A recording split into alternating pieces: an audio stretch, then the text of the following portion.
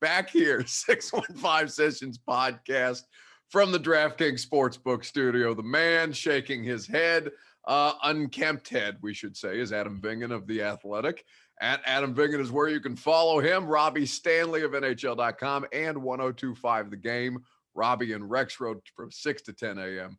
are here on the podcast. Hello, gentlemen. Are you going to tell people why I was shaking my head? Why don't you set it up? Well, you said, are you ready for an hour of Tebow talk? And I said, are the Jacksonville Jaguars the most hated team in the NFL next season? Between Tebow and I don't know how you would rate the likability of Trevor Lawrence. I could see him being a guy that most people would like to punch in the face. Wow. Robby, your thoughts? Adam already wants to punch him. Got the league. Adam already wants to punch him. I think Adam's just jealous because Tebow didn't sign with the Saints, and then you could have the Taysom Hill, Tim Tebow 1-2 punch. Oh man, that's what you really need here for your beloved New Orleans Saints. Making my head explode. Well, yeah, Tebow is the reverse Taysom Hill. It's perfect. You can have both sides of all of the offensive creative possibilities with Sean Payton and two tight ends playing quarterback or whatever you want to call Tebow at this point. I don't know. I watched the beginning of the NFL draft, and it was Marty Smith, I think, who was with Trevor Lawrence and his family. And, you know, Trevor Lawrence had the suit with the T-shirt underneath it. Yeah. You got to be confident to pull off that look. But I could totally see a lot of people wanting to punch that guy in the face. Just, he has a punchable face. That doesn't mean he's not a nice guy. He has a face looking like it's chiseled from marble. What do you mean? What are you talking about? He's statuesque. Everything about Trevor Lawrence exudes confidence. The jaw structure is freaking unbelievable, man. That's what I'm saying. Well, he's gonna need a glass jaw with the number of times he's gonna be sacked next season by Bud Dupree. Oh yeah. Okay, yeah. So Vingan is not here for all of his football insights. No. Robby, you can get football insights from between the hours of 6 I have to some 10. Good football insights. Oh, you don't have shit. You called me after the NFL draft. What are you talking about? You've got some good football insights. All right, the floor. You want to do the podcast? The floor is yours. Go ahead. No, you're the host. You had me on, so it's your turn to facilitate here. Oh, it's my turn to facilitate. I spent 5.5 hours a day facilitating.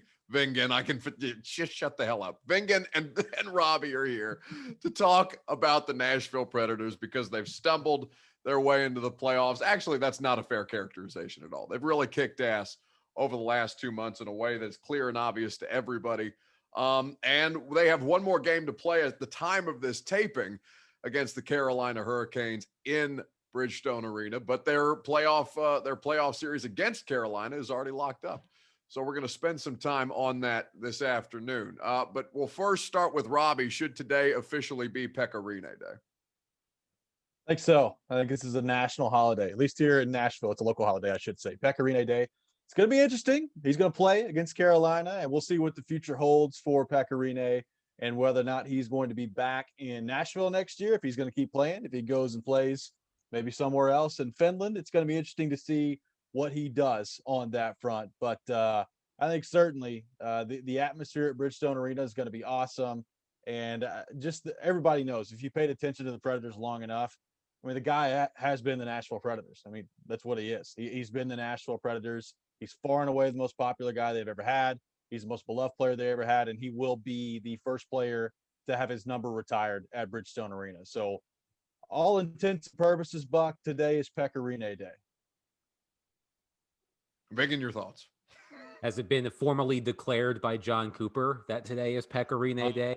I haven't seen any legislation signed into law, but I'll keep you updated. Okay. With the Tebow and the Jags news, it's the only thing that anybody's going to talk about. But I'll see. Actually, Tim Tebow Day here in Nashville for the next 3 months across the country and anywhere sports are talked. Yes, I was really hoping that he would have a more productive baseball career, personally. But anyway, shut up and talk about Pekka Rinne. What are you doing today? What is this? What is this? Started it. No. I didn't start it. You have been particularly awful today, and the podcast has been going on for 5 minutes. You Rude. All right, let me actually talk about the things you had me on to talk about. So Pekka Rinne will start tonight against the Carolina Hurricanes, as Robby noted. it will be Pekka's first appearance in exactly a month. April 10th was the last time that Pekka Rinne played a game, which is an eternity for a goaltender who used to start 70 plus games a season. Right. And I imagine it's going to be a fairly emotional game, especially for it being a a completely meaningless game as it relates to the standings and whatnot, because we know what the playoff series is going to be. The Predators, certainly could try to gain some momentum by beating the Hurricanes for a second consecutive game, but ultimately the point of this game is to make sure that nobody important gets injured. But when I think about what the future might hold for Pekka Rinne, I'm unconvinced that he's going to retire. I still believe he wants to play, although he has really no reason to. He's had an excellent career. He's made a lot of money. He has a brand new baby boy born in December, I believe. So he has everything he could possibly want. And the question will be is if this is it for Pekka Rinne in a Predators uniform, what could be next? He told me in March that he wanted to retire as a member of the Nashville Predators. So I have a hard time imagining him playing for another NHL team, but it's possible he could return to his home country of Finland and play for a team over there. There have been conversations between Pekka and his hometown team, I believe it is, the team that he started his professional career with, about the possibility of joining them if he decides to move on from the NHL. But nothing has been decided. But, regardless, tonight is expected to be, at least from the fans' perspective, a celebration of Pekka Rinne for everything that he has done for this organization, as Robby said. Pekka is the most important player in Predators franchise history. Is he the best player? He could be, and there are others who could certainly stake their claim to that title. But in terms of how important he has been to this team, how entrenched he is in the community, all of the work he does with the Children's Hospital at Vanderbilt, Best Buddies, all of those charitable endeavors. Pekka Rinne will forever be beloved in this city. So if this is the last opportunity that Predators fans might have to see him start a home game, I certainly believe that they'll give him a hero's welcome / ovation. Robby, it's Vingan said from the fan perspective, because the team, I don't think it's not like they can officially celebrate Pekka Rinne and his career and his retirement at this point, even though from all standpoints, it seems it's probably going to end up being his last game. I mean, how can they do this without really doing it? Or does it even factor into what goes on tonight? Yeah, that's going to be really interesting because, look, I mean, they may not know what his decision is. They may not know how this is going to play out, but I think you've got to approach it as if it might be the last game. Like, it would suck to get all the way through this and then for him to make a decision, in the summertime to say he's not coming back, whether he's going home to play in Finland or he's just done. And that's it. And you have nothing. Like, you had this game come and go. And that was the last time that we saw Pekka Rinne in net here in Nashville. And nothing happened. Like, there was no video, there was no acknowledgement of him, nothing. So I'm very fascinated to see how they're going to handle this. Like, I think it's okay to acknowledge Pekka Rinne while still recognizing you might bring him back still. Like, I think that absolutely could happen. I don't know how you exactly go about doing that if you're the Predators. And remember, like, what could also happen is UC Saros could go down in game one of the playoffs, and then he's your guy. Like, he's your guy moving forward here. So there's a lot of things that could happen here. If you're the organization, it's kind of a weird spot. And John Hines at the morning skate, I mean, he was basically asked about it and really didn't want anything to do with it. Like, he just talked about the game itself, the game, what they're going to do in terms of the approach to the game, and didn't speculate on the future for Pekka or anything like that. So it's kind of a weird spot to be in. I'm interested to see, not only how does the game handle it, but like, how does the TV broadcast handle it? Like, there's this big standing ovation for Pekka Rinne in the third period when the game's winding down. Like, do you just kind of cut away and show that? Like, do you keep calling the game as normal? Like, it's going to be, I think, a really unique environment in Bridgestone. And really, the really sucky part about it is, I know that they've had more capacity, and you've had, I think 7,000 fans were in there Saturday night, but it really sucks that you can't have a full barn for this, because you talk about a special environment. It would be awesome if Bridgestone was full for this. Yeah, well, now to the actual hockey team, because not to discount anything about Pekka, but he really hasn't factored in the way that the other guy as Vingan pointed out, a month since he's last seen the ice and everything. Even on Saturday night, UC Saros has been spectacular. In fact, I think he's the biggest reason that their season has turned around so dramatically as it has. So with what you're looking at right now, is it just as simple as improved play in goal, or is there a larger picture view to this thing? Because we were talking about or at least I was talking about John Hines and David Poile needing to be out 2 months ago, and now everything's turned on its face. All of the highly paid players have seemed to, God help me, vibe much better with each other. You can say it. Just do it. It's your fault, by the way. Vingan's going to turn the thing off. He's already Robbie's a big hater fault. for it. It is Robbie's fault. I love Robby for obvious reasons. We can't talk on the radio on a regular basis, but like this is I hate this thing, and it's all your fault. And it's totally innocuous comment by Ryan Johansson. The team just ran into the ground in a way. It's just the worst, the absolute worst. Did I get to? No one didn't get me a shirt.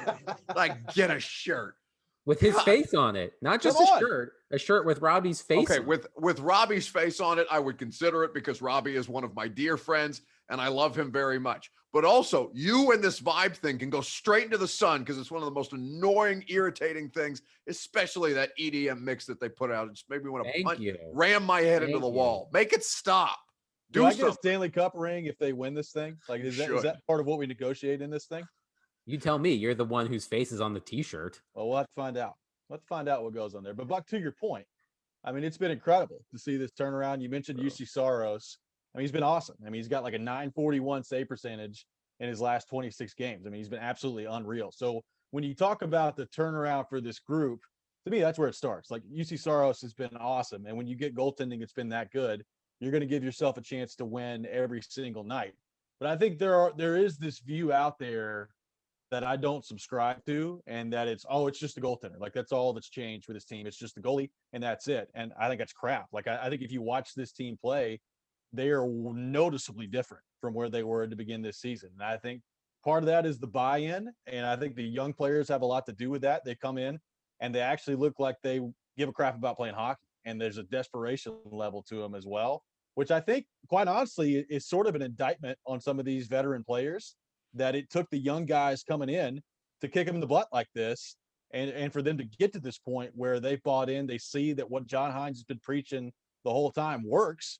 And now, I mean, it's pretty clear, like, if you're a veteran guy and you're looking around the lineup right now with the way that they played, you have to buy in, or you're not going to play. Like, I don't know how you look your teammates in the eye with the way that they played lately and the style that they've had, and not buy into that. So it's been really fascinating to see kind of that culture change, which is the most overused term in all of sports, happen as quickly as it has. And I think the young players have really been the ones that have driven that for the Predators. Yeah, I mean, Vingan, we're talking about like where throughout the course of all of the injuries that they've had over the season, whether it's Matt Duchene or now Victor Arvidsson, who's missed a handful of games, and you're looking at these high-priced veteran players who are largely, Duchene the exception, but the guys who they've paid from the Stanley Cup run in 2017 looked lethargic at best in the first half of this season, where I think they started 11-16-1. Now they over the last 2 months, they've been the best team in hockey. I guess what I'm looking for is it's sustainable, because we're taping this obviously before they play Carolina on Monday night, but Saturday was the first win that they've gotten over Carolina all season long. Now they could go as many as a best of 9, because that is who, of course, they will face in their first round playoff series. Carolina could win the President's Trophy. Are they capable of doing anything against a team like this? Well, I think Robby nailed it when he was talking about the culture change, which I agree is a overused term in professional sports, but in this case, it's applicable. Um, I believe that a sense of complacency had uh, permeated the Predators dressing room in recent seasons. And I think even at the beginning of this season, it was still there, which contributed to their poor record. As you said, Buck, 11, 16, and 1 at the halfway point. I believe they were 26th in the NHL out of 31 teams at that time, before this 19-7-1 run that they're currently on, which, by the way, over the course of a full season is roughly a 118 point pace. So are the Predators a 118 point team? No, but they're not as bad as they were in the first half. They're somewhere in the middle. Ultimately, the Predators ended up where a lot of people thought they would at the beginning of the season, which is as a fourth place team, a bubble team, a team that was going to take the entire schedule or close to the entire schedule to get into the playoffs.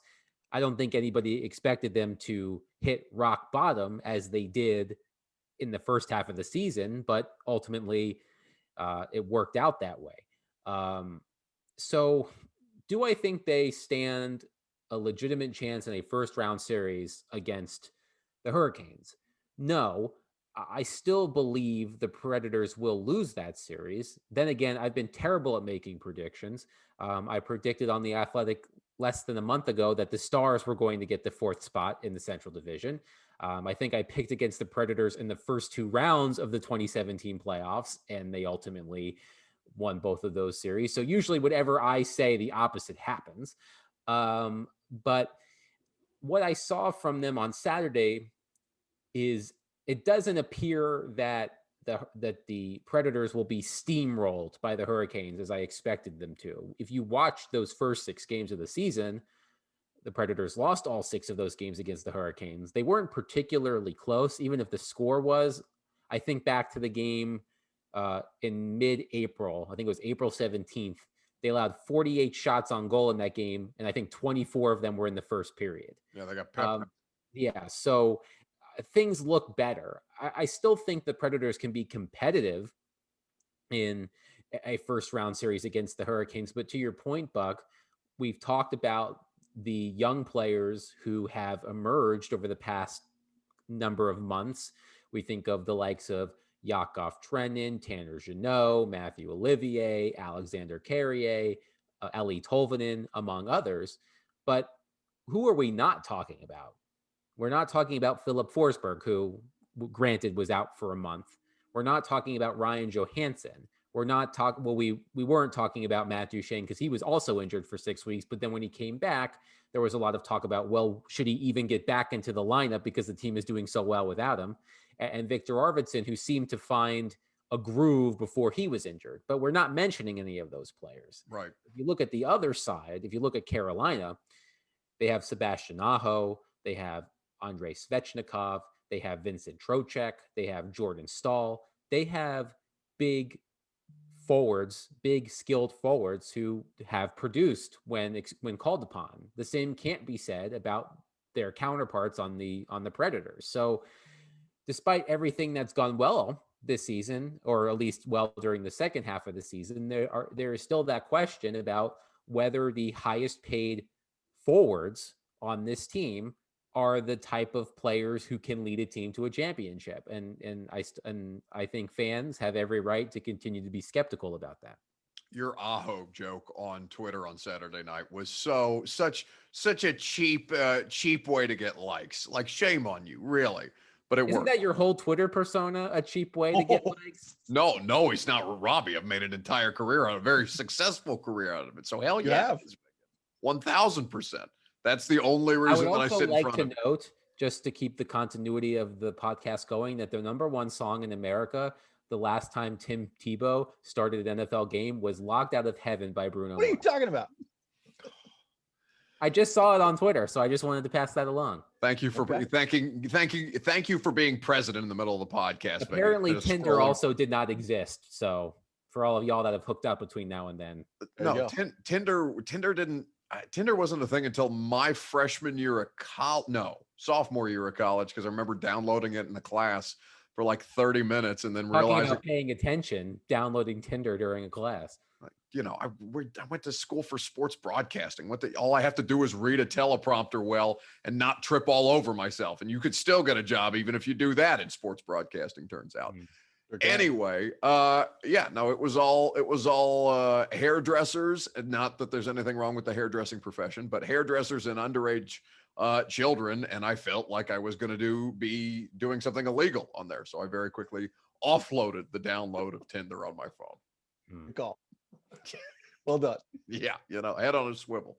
You gotta be aware. So with Poile and with Hines, obviously, I think that John Hines has been substantially more vindicated, even though Poile's roster is doing what it's doing right now from a depth standpoint, from the younger player standpoint that they've brought in.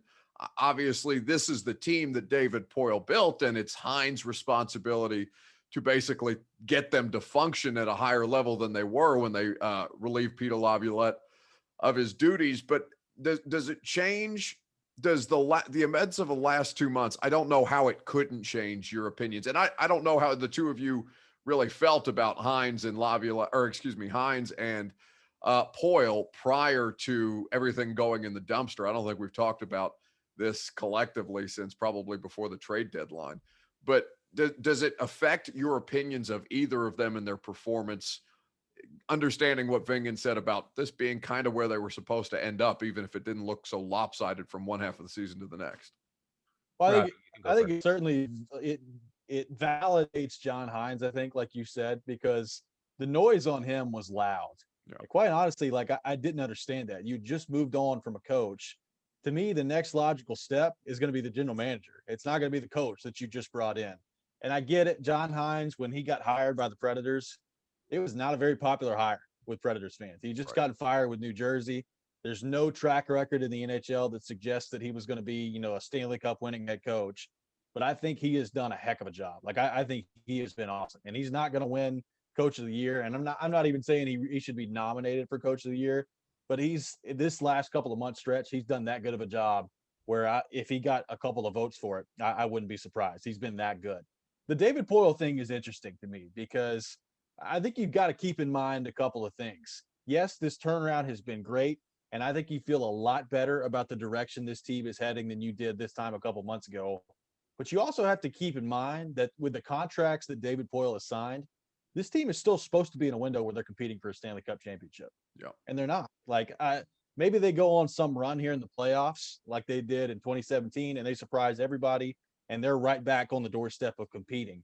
I have my doubts about that. And you've got right now, two anchors down the middle at Ryan Johansson and Matt Duchene that you're paying $8 million a year to, who are just not bringing you much in terms of production. So I think you can feel better about the trajectory of this team if you're a Predators fan. I mean, we were talking about, blowing this whole thing up.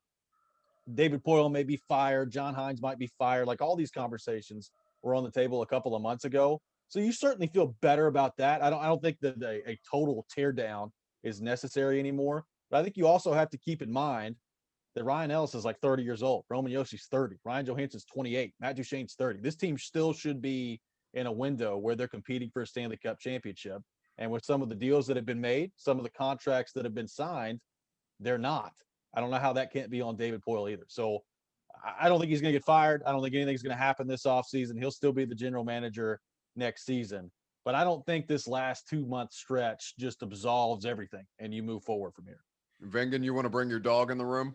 Yeah, Pretzel was very excited by the UPS driver who pulled up. That's all right. I was having the cat kept jumping on my desk while Robby was talking to start the podcast. I kept having to subtly pick it up and move it.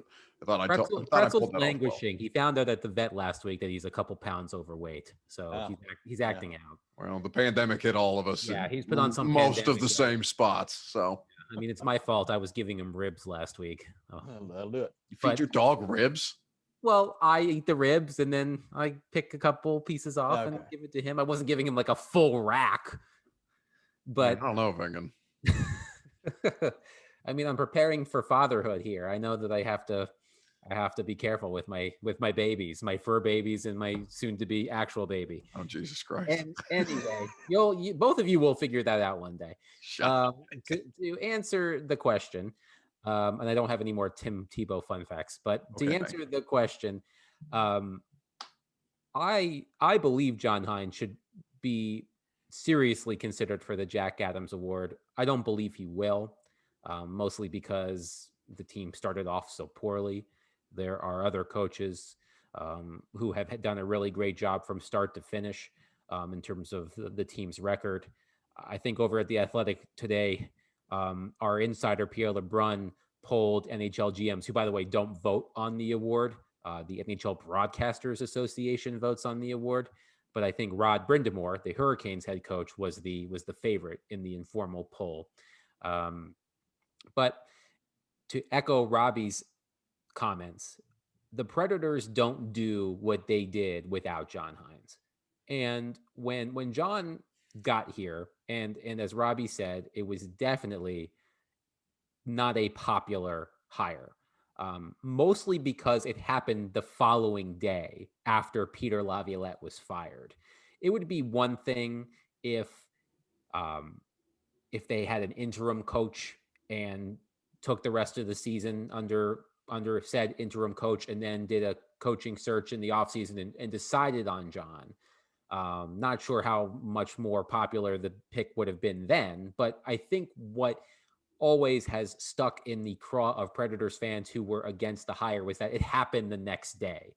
Peter Laviolette was dismissed on a Monday, I believe, and the following morning, John Hines was being introduced as the head coach of the Nashville Predators. But it sort of goes back to what I was saying earlier, that John inherited a team that was, one, fragile by their own admission. I always tend to be cautious of playing amateur psychologist when it comes to other people. But players in that dressing room have said that they were mentally fragile, quote unquote, over the past couple of years. So he had to deal with that, but he also had to get the players, particularly those veteran players who might not have put in the proper amount of work, to buy into that amount of work. And I talked to John the other day for future stories, and he mentioned to me that, regardless of what happens in the playoffs, what needed to happen with this group from a cultural standpoint happened, that there needed to be a redefinition of work ethic, in his words.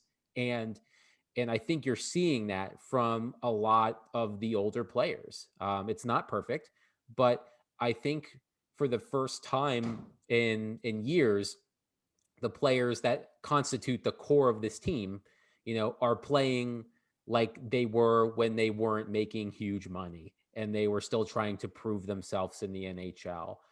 And one example of that is when you look at all of the players who were hurt and when they've come back from injury, almost all of them have been better because of what they witnessed while they were out. Luke Cunnin, I think, had 2 goals before he was hurt in late February. He comes back a month later, and now he can't stop scoring. And he had 2 goals on Saturday. I think Victor Arvidsson, who was, Robbie can correct me if I'm wrong, Victor Arvidsson was out for a little while, right? Yeah. And he came back. There are so many injuries I have a hard time keeping track. Even Roman Josi, Roman Josi won the Norris Trophy last year. He's the best defenseman in the league. And even Roman is playing on a different level since coming back from injury. And I think it's because while those players were out, they knew that it wasn't going to be, that they had to be a little uncomfortable because these other players were performing well. And it wasn't a guarantee that some of the guys who were hurt were automatically going to be reinserted into the lineup. Now, Roman Josi, of course, was going to be put back into the lineup, but it wasn't a guarantee.